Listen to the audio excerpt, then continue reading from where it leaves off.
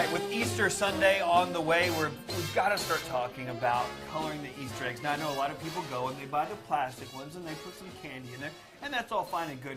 But we have a little of the tradition is coloring the eggs. That's the fun part. Our good friend Joanne Gray Soria is here, and along with her cohort, Tony, you guys are going to show us to do this the safe way. We and are. a fun way. It is a fun way, and it's a new technique that is out there. Now, there's several techniques. It's circling Pinterest, but this one's fun, and this is using just regular Crayola crayons. Okay. And you want to boil your eggs, get a hard-cooked egg. Now, we're going to be working with hot eggs, so since we're working with hot eggs, if you're working with kids, you want to be a little careful. So. But you can do this where you make the hard-boiled eggs, then you chill them, put them back in the refrigerator, and bring them out and kind of do the stuff later. On this one, no, with this one we want hot eggs so that we are actually going to melt the eggs. So that's, I brought these along so that we can actually put something on there for them to use to color. Hot. So, Tony, there's an egg. Why don't you start coloring? Now, I broke some of my eggs a while ago. Well, that's okay. So we don't want to use the broken one. That happens. I mean, that's expected. That's right. So we just put it on here, and this here is just a little Glad thing, and just grab you an egg. All right, Tony, go at it. Go to town on it. Now, one of the things that you'll find is it melts really fast, and you get some really pretty color here. Wow, it is smoking hot. Now, one of the things that I like to do is take a paper towel. Now, I used my finger the other night, and it gets it all over you. Really?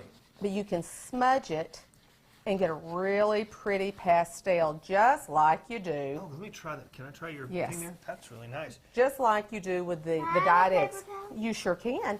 Tony, how's yours coming along?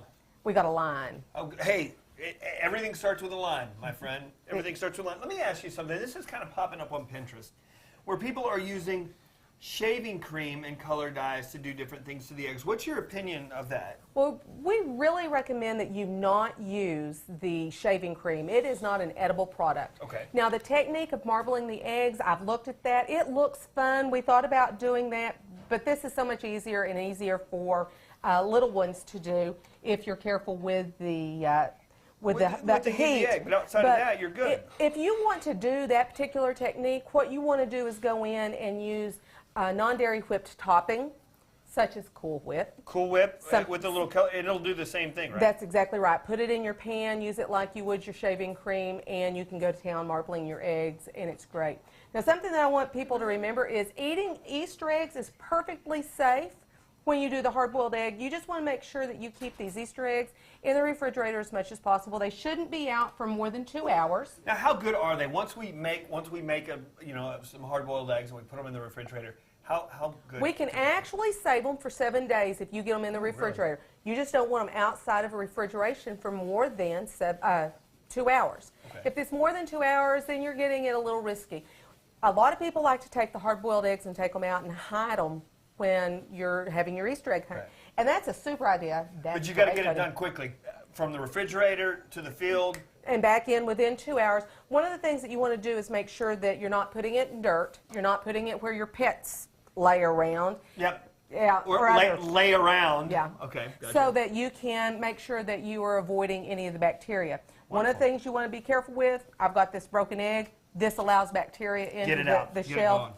So you can avoid the salmonella. Oh, the one thing I've got to tell you real quick. If you're going to blow an egg out so that you can get rid of the insides and save it for later use, be sure and wash that egg in hot water and then rinse it in a bleach water solution. A teaspoon of bleach, 5 cups of water, and then you can actually touch the egg and not worry about the salmonella. Good tip. Thank you so much.